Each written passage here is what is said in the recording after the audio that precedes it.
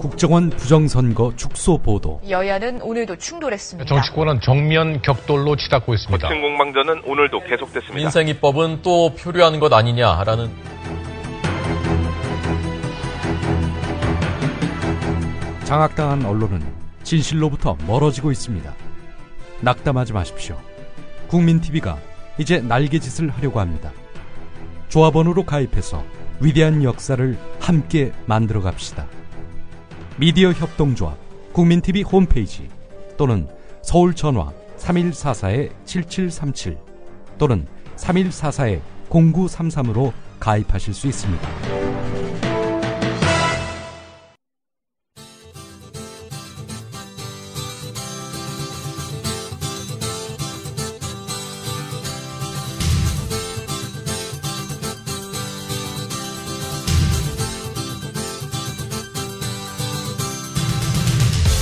투박하지만 정직하다.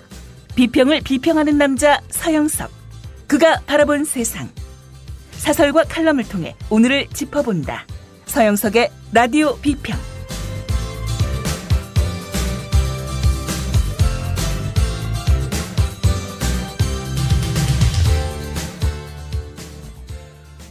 청취자 여러분 안녕하십니까. 서영석입니다. 지금 청취자 여러분들 중에서 몇 분은 국회에서 지금 진행되고 있는 국정원 청문회를 보고 계실 겁니다. 지난 금요일 청문회에서는 그야말로 원세훈, 김영판의 두 철판 깐 얼굴 때문에 사람들 스트레스 받게 만들었는데요. 오늘은 또 아닌 맘중에 홍두깨라고 가림막을 펼쳤답니다. 참 정말 불통 정권 아니랄까 봐서 철판에 이어서 가림막입니다. 답답합니다. 정말 월요일 아침부터 스트레스 확 받게 만듭니다. 근데요, 오늘 이 방송 시작하기 전에 제가 트위터를 보다가 이런 문구를 봤어요. 저야 뭐 이제 TV, 특히 지상파 TV는 안 본 지가 하도 오래돼가지고 도대체 뭘 하는지 잘 모릅니다만은 대개 주말이 되면은 TV 토론회를 합니다. 역사학자 전우용 씨가 이런 트윗을 올렸습니다. 노무현 정권 때 TV 토론 주제는 노무현 정권이 잘한다 대 노무현 정권 못한다 이런 식으로 토론 주제가 됐다면 박근혜 정권 때 TV 토론 주제는 박근혜 잘한다 대 박근혜 아주 잘한다의 싸움이랍니다. 이런 트윗이 바로 박근혜 정권에게 아부하는 언론 정신이 그야말로 사라진 오늘날 지상파의 현주소를 그대로 얘기하는 게 아닌가 하는 생각이 듭니다. 스트레스 받지만 시작합니다. 라디오 비평.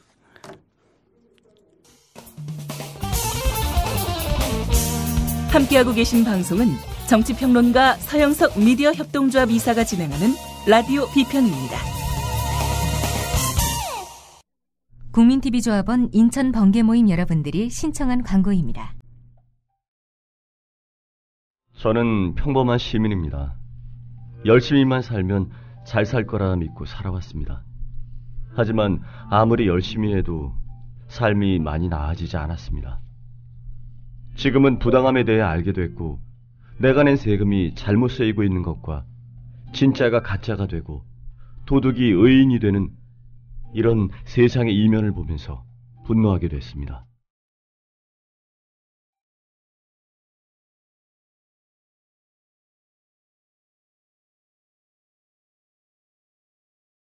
미래의 내 자식들에게 떳떳하게 정의를 이야기하려면 지금 내가 행동해야 한다. 여러분, 부끄럽지 않은 사람이 되기 위해서 미디어 협동조합의 조합원이 되어주세요. 네.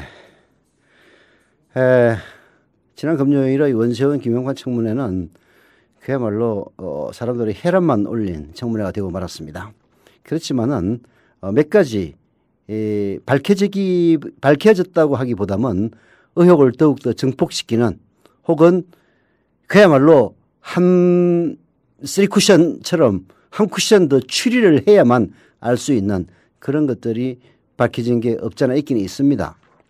경향신문이 오늘 월요일자신문 사설로 원세훈과 권영세 NLL 회의록 통화 진상 밝혀야 라는 사설은 바로 그 부분을 얘기하고 있습니다. 과연 뭘까요?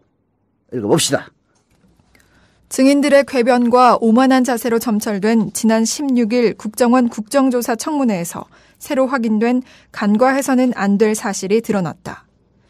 원세훈 전 국정원장은 청문회에서 대선 엿새 전인 지난해 12월 13일 박근혜 대선 캠프의 권영세 종합상황실장에게 전화를 걸어 남북 정상회담 NLL 회의록 공개 사안을 상의했다고 진술했다.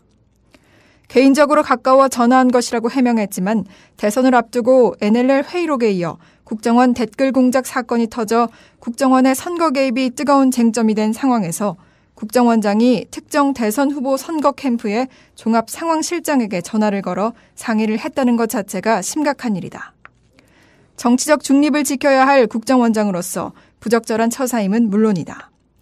무엇보다 이는 국정원 정치 개입의 또 다른 단면을 보여주는 것이면서 특히 NLL 회의록 문제에 대해 국정원과 새누리당 사이에 조직적인 조율과 협의가 이뤄졌음을 시사하는 강력한 단서이다. 네, 13일 날 12월 13일 대선을 엿새 앞둔 날이죠.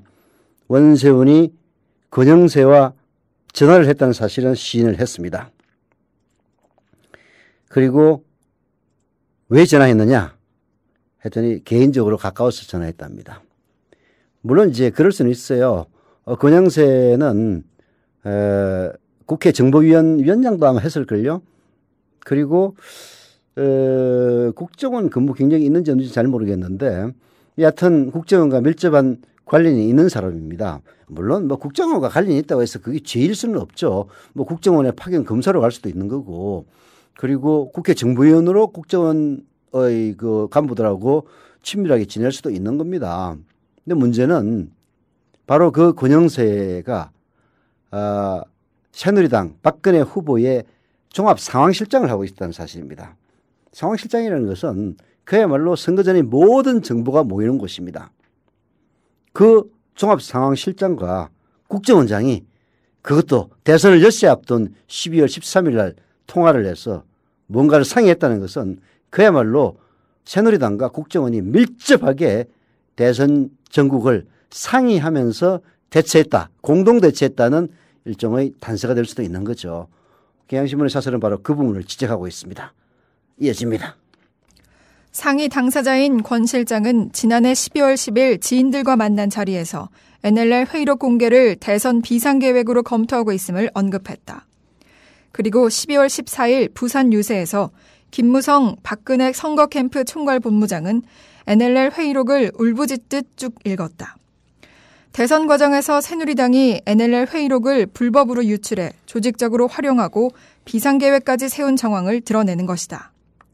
국가기록원에서 남북 정상회담 회의록이 사라진 게 사실이라면 결국 새누리당이 유출에 이용한 NLL 회의록은 국정원의 문건일 공산이 크다. 국정원이 직간접적으로 개입됐다고 보는 게 합리적 추론이다.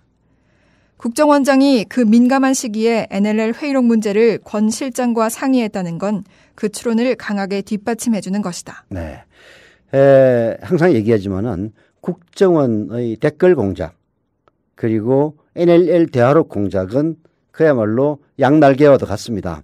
이게 따로따로 움직인 게 아니고요. 새누리당과 국정원이 밀접하게 서로 협의하면서 박근혜 후보를 당선시키기 위해서 자행했던 정치 공작의 두 가지 주요한 축이었던 거죠.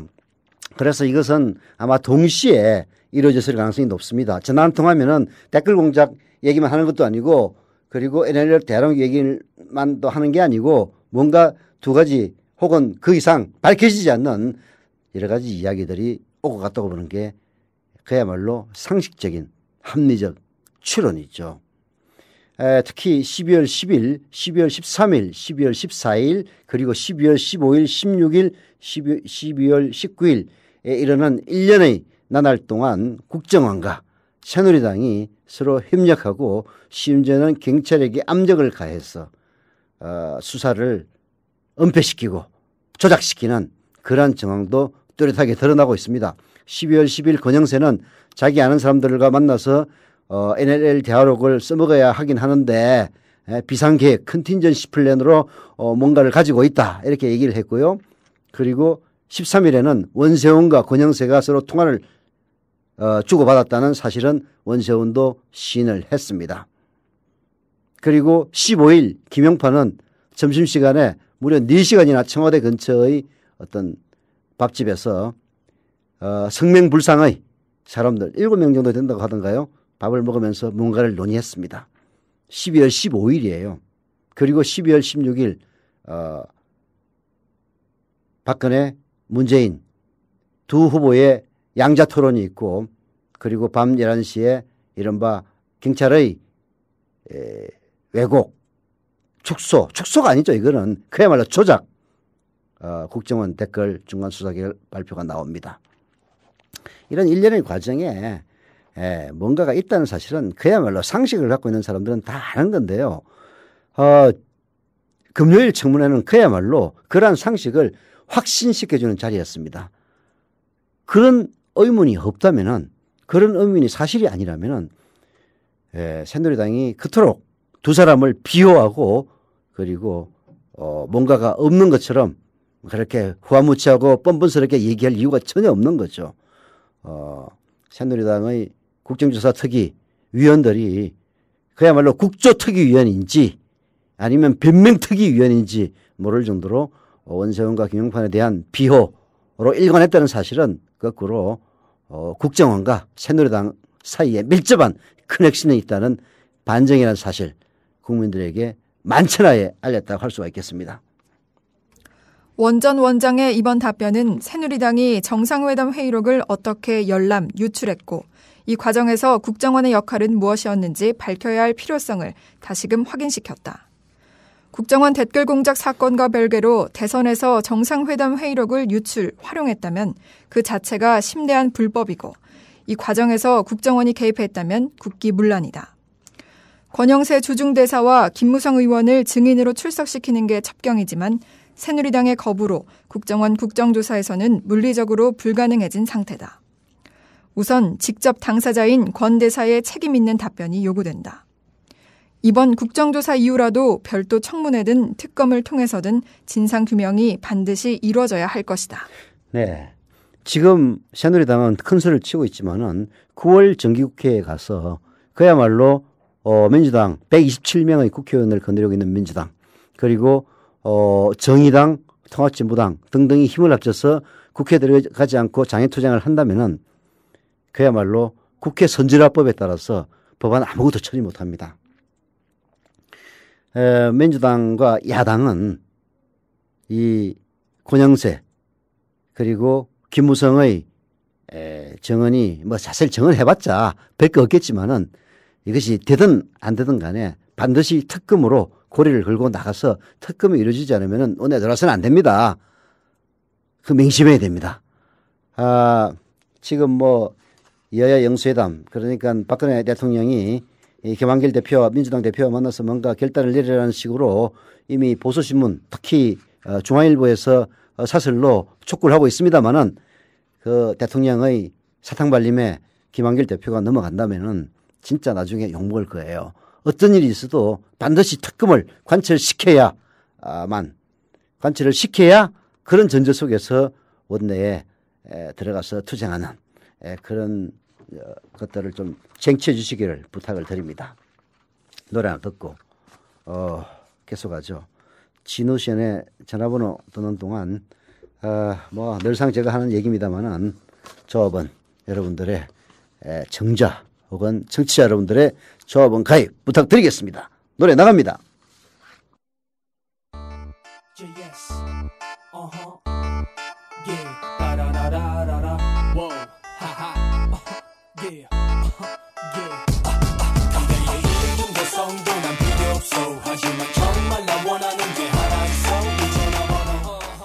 네, 그 사이에 한 분 가입해 주셨네요. 감사드립니다. 부산 사하구 다대동의 홍길동 동생님 조합원 가입 감사드립니다. 뭐 지금은 한 사람밖에 없지만은 이번 시간 내에 많은 분들이 가입하리라고 확신합니다. 현재 조합은 18,440명 가입하셨고요. 출자 수도 6만 자를 훨씬 더 6만 1,110자입니다. 출자 금액은 30억 5,550만 원. 네. 이거 빨리 늘어야 되는데 이거 2만 명 돌파가 일단 목표이긴 합니다만은 8월 중에 2만 명 돌파될지 모르겠네요. 광고하겠습니다. 8월 24일 이번 주 토요일이죠. 오전 10시부터 오후 6시까지 청년 협동조합으로 두드림이란 주제로 서울시 구로구 성공회대학교에서 2013년 제2회 청년협동조합 컨퍼런스가 열립니다. 청소년 협동조합 광고인데요. 다시 한번 말씀드립니다. 8월 24일 이번 주 토요일이죠. 오전 10시부터 오후 6시까지 청년 협동조합으로 두드림이라는 주제로 서울시 구로구 성공회대학교에서 2013년 제2회 청년협동조합 컨퍼런스가 열립니다. 신영복 성공회대 석좌교수, 이원재 전 한길의경제연구소 소장, 최혁진 한국사회적기업진흥원 사업운영본부장 등 연사들과 실제 협동조합 실무진 그리고 청년협동조합가들을 모시고 청년협동조합을 청년의 미래 혹은 꿈으로 산다는 것이 실제 어떤 모습으로 구현되고 실현될 수 있을지를 알려준다고 합니다. 협동조합에 관심 있는 청년들 꼭 참석해야 될 글을 강연하네요. 8월 24일 토요일 오전 10시부터 오후 6시까지 성공회대학교 구로구에 있는 성공회대학교입니다. 자세한 사정은요. coopy.kr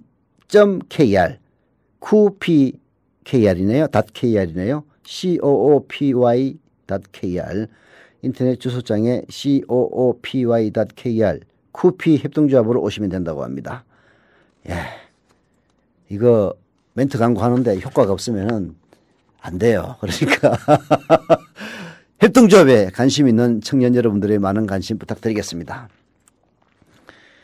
폭스마켓의 광고입니다. 조합은 유성진 님이 신청하신 인터넷 쇼핑몰 광고입니다. 여우처럼 쇼핑하자. 폭스마켓입니다. 폭스, 여우, FOX, 폭스마켓. 나노 금칫솔을 국내 최저가로 판매한다고 합니다. 국민의 48%가 살 때까지 단돈 1만 원에 무조건 무료로 택배로 드린다고 합니다. 이 밖에도 충치 예방, 치연염 예방, 치주질환 예방에 효능이 뛰어난 N47 플라즈마 치약을 일반 치과 판매가보다도 70% 저렴하게 드린다고 합니다. 전화번호는 1566-5476 1566-5476 주소창에 폭스마켓.co.kr로 검색하시면 된다고 합니다. 이 폭스마켓으로 검색하시면 될 거예요. 근데 이거 나노 금칫솔 저도 지금 쓰고 있는데요. 괜찮더라고요. 일단 좋습니다. 그 내구성은 이제 쓴 지 한 이틀밖에 안 돼가지고 잘 모르겠는데요. 일단 칫솔로서는 아주 A급입니다. 그리고 더불어서 플라즈마 치약도 하나 줘가지고 제가 직접 하고 있는데요. 추천할 만합니다. 자, 광고 끝났고요. 한겨레신문의 사설을 하나 더 소개해드리겠습니다. 국정조사를 뭉개놓고 국회 정상화 말이 나오느냐? 제가 아까 그 경향신문 사설을 소개해드리면서 말미에 특검을 여당이 받아들이지 않으면 절대 국회에 들어가서는 안 된다. 그리고 9월 정기국회에서 야당의 협조가 없이 여당은 아무 일도 할 수가 없다. 바로 그 점을 고리로 삼아서 너무 큰 거 박근혜 대통령 하야를 주장하면 안 되겠지만은 최소한 이번 국정조사 청문회를 통해서 의혹만 잔뜩 부풀려 놓고 그리고 새누리당이 적극적으로 비호하는 이런 상태에서 청문회로는 국정조사로는 도저히 이 문제를 해결할 수 없다. 이런 점은 국민 여러분들도 아마 빼지르게 느끼셨을 겁니다. 따라서 특검 소용없이 절대 국회 정상화를 해서는 안 된다. 이런 주장을 저도 했는데요. 한겨레신문의 사설 국정조사 뭉개놓고 국회 정상화 말이 나오느냐는 사설도 본질적으로 맥락면에서는 비슷합니다. 소개해드리죠. 국가정보원 정치개입 사건의 진상규명을 위한 국회 국정조사가 아무런 실체적 진실도 밝혀내지 못한 채 끝나갈 조짐을 보이고 있다. 19일 2차 청문회 등이 예정돼 있으나 새누리당의 두꺼운 방패와 민주당의 무딘 창끝 등을 고려할 때 큰 기대를 걸기는 어렵다. 그런데도 새누리당은 할 만큼 다 했다며 민주당을 향해 원외투쟁을 접으라고 압박을 가하고 있다. 새누리당은 국회 정상화를 주장하고 있으나 정작 정상화가 필요한 것은 비정상과 파행으로 얼룩진 국정조사다. 원세훈 전 국정원장과 김용판 전 서울경찰청장이 증인으로 나온 16일 국회 청문회는 비정상의 극치를 보여줬다. 증인들은 증인 선서마저 거부했고 새누리당은 사건의 실체를 추궁하기는커녕 증인들에게 변명할 기회를 주고 이들의 행동을 감싸는 데만 급급했다. 진실 은폐를 위한 비정상적인 국정조사 만들기에 골몰해온 새누리당이 국회 정상화를 말하는 것은 참으로 염치 없는 태도다. 정말 염치 없는 태도입니다. 한겨레신문의 사설이 얘기하다시피 정작 정상화가 필요한 것은요. 비정상과 파행으로 얼룩진 국정조사입니다. 국회 정상화가 아니에요. 이 문제에 대해서 새누리당이 보여준 그 뻔뻔스럽고도 후한무치한 작태는 거꾸로 새누리당과 국정원이 그리고 특히 12월 16일의 경찰의 조작, 왜곡 수사 결과 발표가 새누리당과 국정원이 그 배후에 있다는 사실을 역설적으로 증명해 줬습니다. 그렇지 않다면 저렇게까지 후한무치하게 이야기를 할 수가 없는 거예요. 분명한 사실은요. 국정원의 국기문란 사건은 국정조사를 하긴 했다라는 식으로 유야무에 넘어갈 수 있는 사안이 아니라는 점입니다. 만약 그렇게 한다면 그것은 정치권의 직무유기요. 여야가 함께 국민을 기만하는 것에 지나지 않습니다. 민주주의 회복을 외치며 촛불 시위에 나선 시민들을 설득할 명분도 없어요. 검찰 수사 이후 새로운 의혹들이 잇따라 제기되고 있는 점을 고려를 할 때 특별검사 도입 등을 포함한 새로운 진상규명 방안을 찾아내야 합니다. 특검이 제가 보기에는 가장 좋은 것 같아요. 물론 새누리당이나 박근혜 대통령이 순순히 응하지는 않을 겁니다. 그러나 순순히 응하지 않는 것을 응하게 만드는 것이 바로 야당의 능력입니다.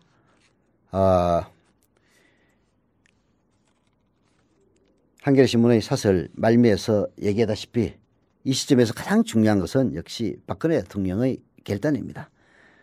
박 대통령이 애초 국정원의 국기문란 행위에 대해서 진솔하게 유감을 표명하고 강력한 국정원 개혁에 나섰더라면 이런 혼란스러운 사태는 오지 않았을 겁니다. 지금이라도 박근혜 대통령은 고인 매듭을 푸는데 팔을 걷어붙이고 나서야 합니다. 민주당 대표와 영수회담 등 문제 해결의 통로는 많습니다.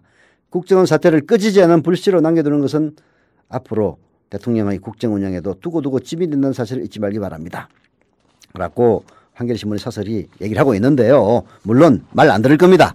지금 여론조사하면은 국정 지지도가 60% 나오고 해봤자 도대체 서울시청에 모이는 국민의 숫자가 10만 명도 안 되는데 뭐 그렇게 걱정할 거 있느냐 이 얘기할 수 있겠죠. 그러나 그렇게 생각하는 것은 오산입니다.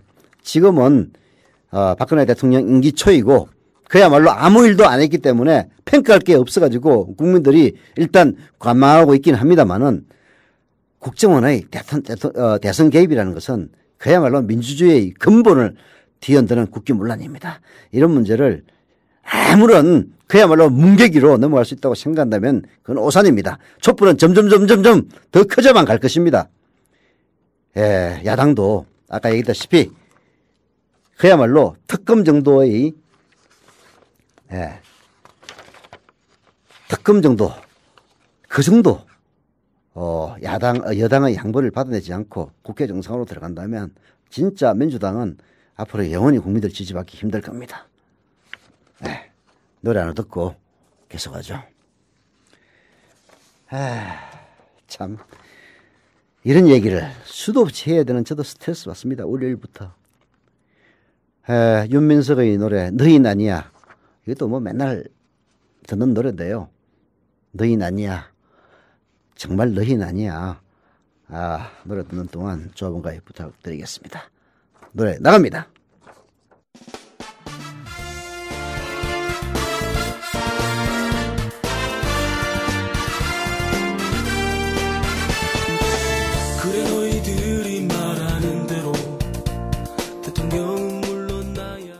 네. 한 명도 가입 안 했네요. 그래서 뭐 조합원 가입을 소개해 줄 거 없고, 지난 금요일 서울 광장에서 현장에서 가입하신 신경철님 조합원 가입하셨습니다. 신경철님 감사드립니다.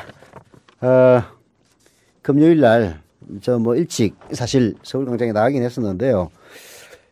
제가 원래 성격이 가만 한 자리에 앉아있질 못합니다. 그래서 막 뺑뺑이를 돌면서 돌아다녔는데요. 예, 그래서 저를 못 만나신 분들이 좀 불만을 토했다. 뭐 그런 말씀을 하시는 걸 들었는데, 예, 뭐 저 만나봤자 그 얼굴입니다. 죄송합니다. 다음에는 꼭 자리에 붙어 앉아가지고 여러분들이 오시면은 제가 꼭 인사를 드릴 수 있도록 하겠습니다. 자, 세금 문제에 대해서 얘기 안 하고 넘어갈 수는 없는데요. 역시 한겨레의 제가 단골로 소개해드리는 한림대 재무금융학과 개건교수 이동걸 교수의 칼럼 박루이 14세 통치법, 박루이입니다. 박근혜 가지고 박루이 14세 통치법이라는 칼럼 소개해드립니다. 정부가 지난 8일 발표한 세법 개정안에 대해 닷새 만에 다시 수정안을 내놨다. 중산층 봉급 생활자의 반발에 대통령이 뒤늦게 놀랐던지 서둘러 원점 재검토를 지시했고, 그 다음 날로 정부 여당은 증세 부담 기준 급여액을 3,450만 원에서 5,500만 원으로 올리고 증세 부담 근로자 수를 434만 명에서 205만 명으로 줄였다. 애초보다 세 부담 증가액이 4,400억 원 감소한다고 한다. 급여액이 3,450만 원에서 5,500만 원 사이에 있는 봉급 생활자 229만 명은 1인당 평균 19만 2천 원의 세 부담 증가가 취소된 셈이다. 그나마 다행이다. 네. 정부와 청와대는 애초 서민 중산층의 세부담에 대해서 그까지 19만 2천 원쯤이야 라고 생각했던 것 같습니다. 대통령 경제수석이라는 중책을 맡은 자가 그 이에게 고통 없이 털을 뽑는 방식으로 이번 세제 개편을 했다고 자랑을 했다고 하니 그야말로 그 이에게 고통 없이 털을 뽑는답니다. 참나, 비유를 해도 딱 지랄 같은 비유를 했어요. 루이 14세 방식으로 국민들을 썩여서라도 세금만 더 걷으면 된다고 생각한 모양입니다. 자기 배가 부르면 남 배고픈 건 모른다고 가뜩이나 얄팍해진 중산층의 지갑을 몰랐던 모양인데 이 돈을 절대 우습게 봐서는 안 됩니다. 그게 3,450만 원에서 연봉입니다. 세전이겠죠. 5,500만 원 사이에 있는 봉급생활자 229만 명. 1인당 19만 2천 원 세부담이 되는데 이제 결국은 원위치 된 거죠. 안 되는 걸로. 근데 이 돈이 적은 게 아니라는 얘기입니다. 지금 우리 서민 중산층 대다수가 가계부채에 허덕이고 있고 소득이 장기간 침체되면서 자녀들 학자금이다, 대출 이자다 또는 부족한 생활비다 해서 최근 몇 년 사이 생계형 가계부채가 부쩍 늘어나고 있는 실정입니다. 그리고 현재 우리 중산층 봉급생활자들 중에서 저축 여력이 있는 사람들 많지 않고 특히 3,450만 원에서 5,500만 원의 봉급생활자라면 대부분 자녀 한두 명을 둔 한참 생활비가 많이 들 중년층인데 이들이 어찌 여유가 있겠습니까? 늘어난 세금 부담 때문에 서민 중산층의 가계부채가 매년 2천억에서 3천억 원 정도 더 늘어날 수도 있다는 것을 생각해 보십시오. 언제 터질지 모르는 가계부채 문제를 생각하면 결코 가볍게 볼 일이 아닙니다. 예, 더 중요한 것은 무엇이냐? 바로 그 다음에 나옵니다. 가랑비에 속옷 젖고 털 뽑힌 거위는 고통도 못 느끼면서 서서히 죽어갈 수도 있는데 그런 고통 따위는 염두에 없었던 게다. 이명박 정부 때 부자 감세로 줄여준 세금이 매년 20조 원을 훨씬 넘고 또 재벌에 대한 각종 세금 감면만 해도 10수조 원에 이르는데 이를 조금만 철회해도 서민, 중산층 부담을 늘리지 않고도 복지 재원을 확보할 수 있지 않은가. 대통령과 측근 고위 관료 그리고 집권 여당이 서민, 중산층과 가계 부채 문제를 바라보는 시각이 이다지 아니라다니 걱정이다. 바로 이겁니다. 이명박 때 부자 감세를 줄여준 세금이 매년 20조 원에 달합니다. 그리고 재벌에 대한 각종 세금 감면만 해도 10수조 원에 달합니다. 삼성전자처럼 22조 원의 영업이익을 내는 회사의 실효세율이 16%밖에 안 됩니다. 지금 법인세 원래 최고 한도가 25%였는데 이명박 때 3% 줄여가지고 22%로 줄어들었습니다. 거기에서도 실효세율, 각종 공제라든지 이런 거 다 끼고 나면 실제 내는 세금은 16%밖에 안 된다는 얘기예요. 22조 원의 영업이익에서 세금이 16%에서 25%까지 아주 최고로 올려버리면 근 10% 가까이 올라갑니다. 삼성전자 하나만도 2조 2천억 원 세금을 더 거둘 수가 있어요. 봉급생활자 수백만 명의 그야말로 유리지갑을 탈탈 털어가지고 2조 5천억 겨우 만듭니다. 예. 근데 삼성전자 하나만 과거처럼 25% 최고 세율을 적용해도 2조 2천억 거뜬하게 나온다는 얘기예요. 그러니까 사람들이 열받는 겁니다. 왜 부자들에게 세금 안 걷고 그리고 이명박이가 감세해준 그야말로 부자 감세 그게 매년 20조 원이 넘는다고 하지 않습니까? 그것만 다 걷어도 천장천마절 복지 10번 더 하고도 남겠다. 그게 내기 싫으니까 결국은 조중동 보수신문에서는 보수도 아니지 이게 수구신문입니다. 솔직한 얘기로. 예? 그야말로 박근혜의 복지공약 처리하라고 부추기고 있지 않습니까?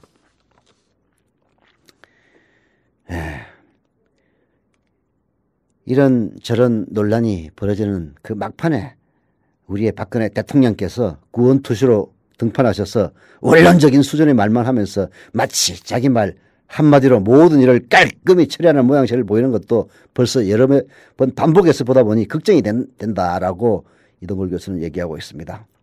애당초 경제부총리가 세법 개정안을 발표했을 때 당연히 대통령께 보고하고 재가를 받았을 테고 경제수석이 언론에 나서서 당초안을 그렇게 강변했을 때도 대통령의 뜻을 받들어 했을 것 아닙니까? 그런데 일이 시끄러지니까 마치 자기는 책임이 전혀 없고 모든 것은 자신을 잘 보필하지 못한 신하들 책임인 듯 질책이나 하시는 것을 보면서 우리 박근혜 대통령께서는 혹시 자신을 베르사유 궁 안쪽 깊숙이 계신 절대군주 루이 14세라고 생각하고 자신은 뒤에서 그 이틀이나 뽑으면 된다고 생각하는 게 아닌지 모르겠다라고 얘기를 하는데요. 진짜 동감입니다.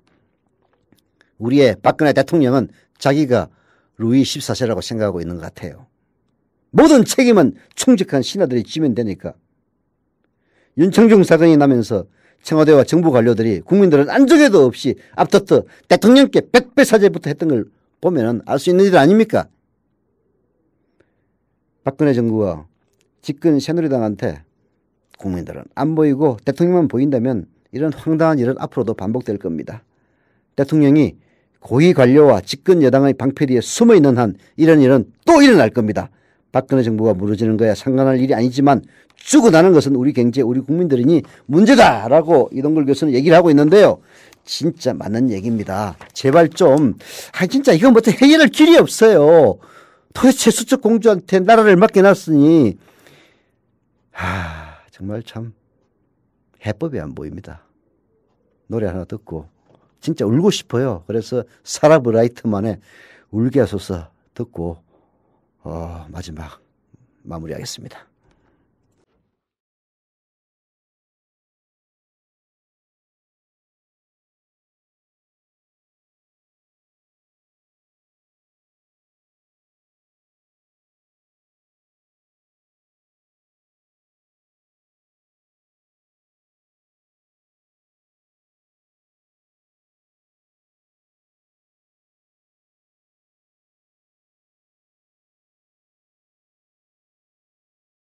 네. 대전 유성구 원내동에, 아이작 끔딱지님, 이삭 끔딱지님, 조합원가입 감사드립니다. 인천 남동구 만수사동의 최강 꼬부기님, 조합원가입 감사드리고요. 경기 시흥시 장곡동의 왜 그러는데님, 조합원가입 감사드립니다. 인천 중구 운서동의, 심플하리님, 역시 조합원가입 감사드립니다. 예. 조합원들의 가열찬 가입 다시 한번 더 부탁을 드리겠습니다. 자, 마지막으로 소개해드릴 칼럼은요. 한겨레 신문 김규현 통일외교팀장의 대한민국 군의 정통성이라는 건데요. 이거 들어보십시오. 정말 한심합니다. 지난 7월 16일 서울 용산구의 국방부 기자실 임관빈 국방정책실장이 백선엽 한미동맹상을 제정했다고 발표했다. 임 실장에게 물었다. 백선엽 장군은 일제 때 간도 특설대 장교로 독립군을 토벌한 사람인데 어떻게 그런 사람의 이름을 딴 상을 대한민국 국방부에서 제정할 수 있습니까? 대한민국 국군의 정통성은 독립군, 광복군에 있습니까? 아니면 일본군에 있습니까? 물론 광복군에 있습니다. 그러면 이런 상을 대한민국 국방부가 제정한 것에 대해 과거에 독립군, 광복군에서 활동한 분들이 뭐라고 하겠습니까? 이런 질문에 대해서는 묵묵부답이었습니다. 대한민국 국군의 대부분인 육군의 역사적 정통성은 지극히 취약합니다. 1대부터 16대 육군 참모총장 13명 가운데 1명을 뺀 12명 전원이 일본군이나 만주군 출신이었습니다. 이 가운데 이영준, 최병덕, 신태영, 정일권, 이종찬, 백선엽, 이행근 등 7명이 민족문제연구소의 친일 인명사전에 올랐습니다. 친일 인명사전에 올랐다는 얘기는요, 친일 반민족 행위자라는 얘기는요, 일제 때에 민족 반역자들 가운데서도 재질이 가장 나쁜 인간들입니다. 대한민국 정부는 이런 수치스러운 역사를 미화하려고 합니다. 특히 그것은 백선엽 장군에게 집중되어 있는데요. 2005년 3월 육군은 계룡대 육군본부에 백선엽 장군실을 만들었습니다. 2009년 3월에 국방부는 그를 한국 최초의 별 5개 5성 장군인 명예원수로 추대하려다가 실패했습니다. 지난 8월 13일에 문화재청은 백선엽의 물건들을 문화재로 지정하려다가 보류됐습니다. 물론 백선엽은 6.25 전쟁 때 다부동 전투에서 북한군을 막아냈고 그런 공헌이 있습니다. 그렇지만 또 이런 공로도 있죠. 특히 이 정권에는 남도선 노동당에서 활동한 혐의로 사형 선고를 받았던 박정희를 살려낸 공로도 있죠. 하지만 간도 특설대의 장교로서 독립운동가를 토벌한 죄는 어떤 공로로도 씻을 수가 없는 겁니다. 민족을 배반하고 국가의 정통성을 부정했기 때문입니다. 일제 때 독립운동가들을 고문하다가 해방 뒤에 좌익을 척결하는 데 앞장섰던 노덕술이라고 하는 경찰 간부가 있는데요.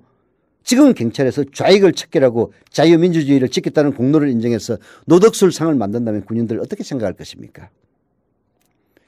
앙리 필리프 페탱이라고 하는 프랑스의 별 5개 페탱 원수가 있었습니다.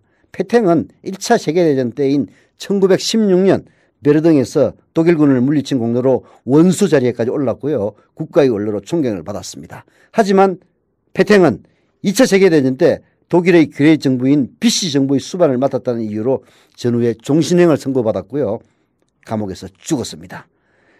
이 사람이 종신형을 선고받은 것은 당시 나이가 89살로 많았기 때문에 종신형을 받았지 아니면 총살형을 당했을 겁니다. 대한민국 육군이 역사적 정통성을 회복하겠다면 백선엽 영웅화부터 포기해야 된다는 이 말 명심해야 될 것 같습니다. 라디오 비평 오늘 여기서 마치겠습니다.